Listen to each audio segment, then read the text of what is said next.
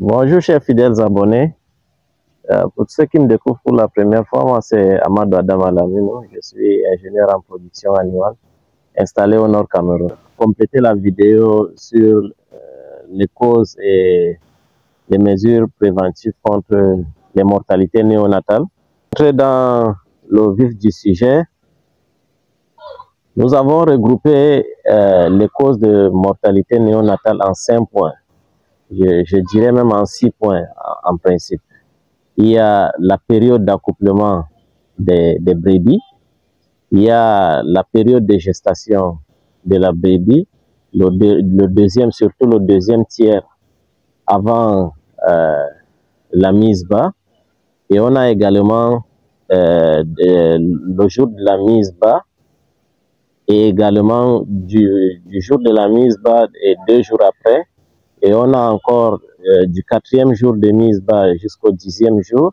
Et le dernier point, c'est du 10e jour de mise bas de l'agneau jusqu'au sévrage.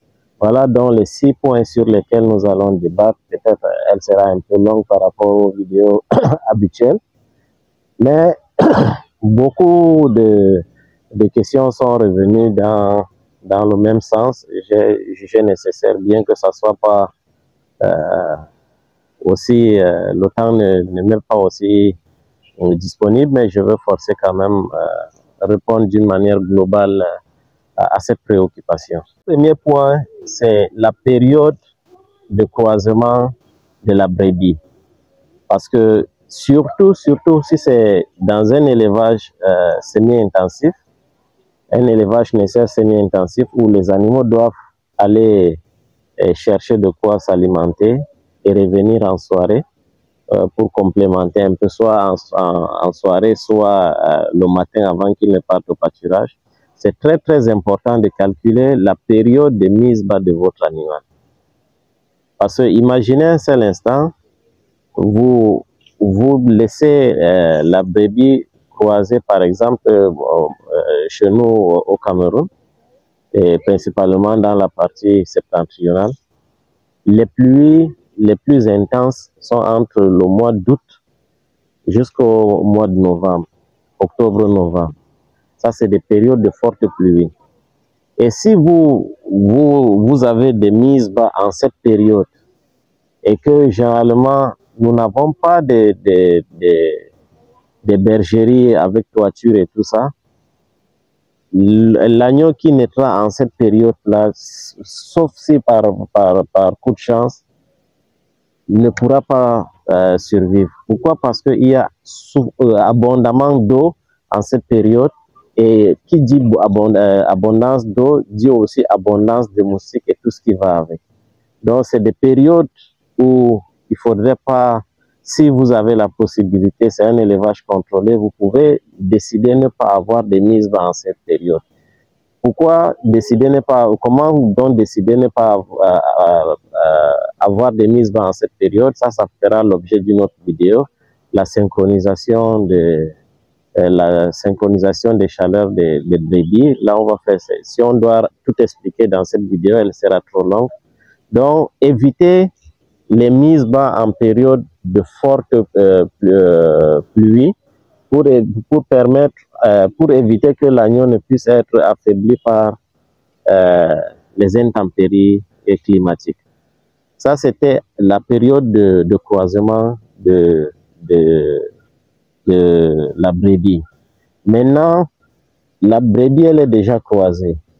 Du deuxième tiers de la gestation jusqu'à la mise bas, ça c'est la période la plus délicate qui puisse exister pour la brebis. Si vous voulez avoir des agneaux qui naîtront dans de bonnes conditions, c'est la période à laquelle il faudrait faire beaucoup d'attention sur la brebis qui est gestante.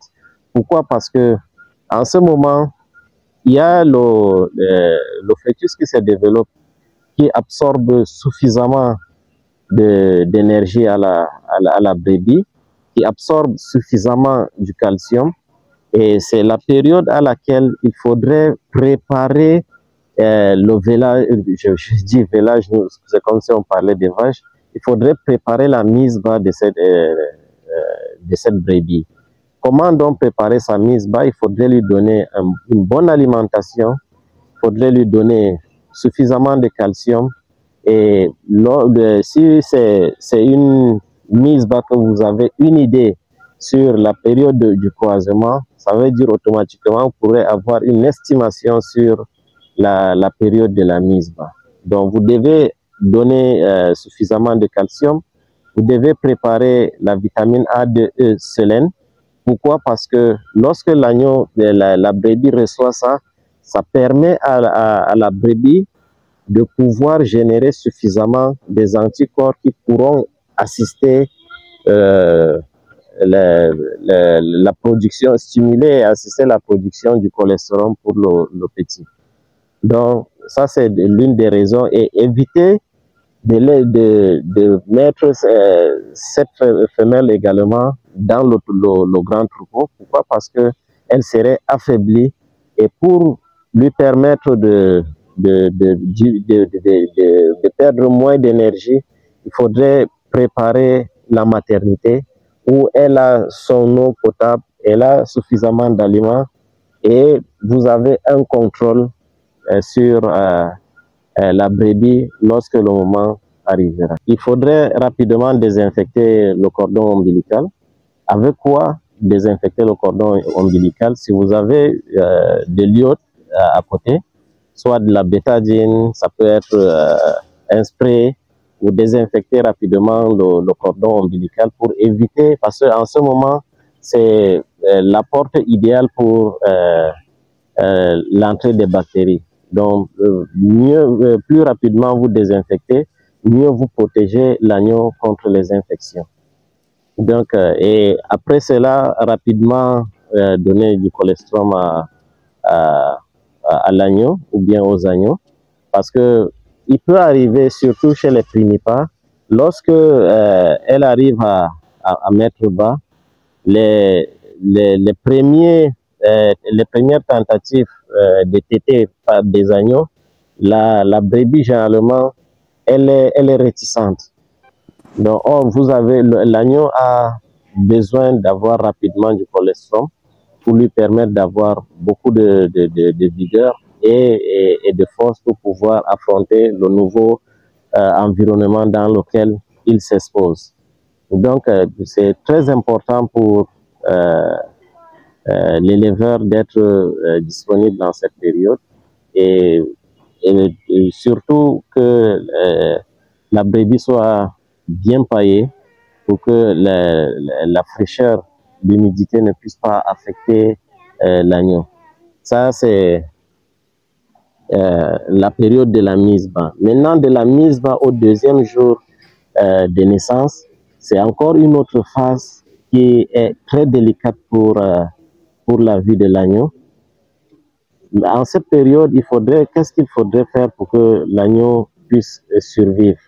Il faudrait également, en plus de la vitamine A2 sélène que vous avez administrée à la maman avant la mise bas, il faudrait également administrer à l'agneau en cette période. Pourquoi? Parce que en ce moment, l'agneau commence déjà à consommer, a déjà commencé à consommer du lait, et il faudrait booster quelque chose davantage pour que non seulement le lait que la maman, la brebis est en train de lui fournir, il faudrait également complémenter son cholestérol.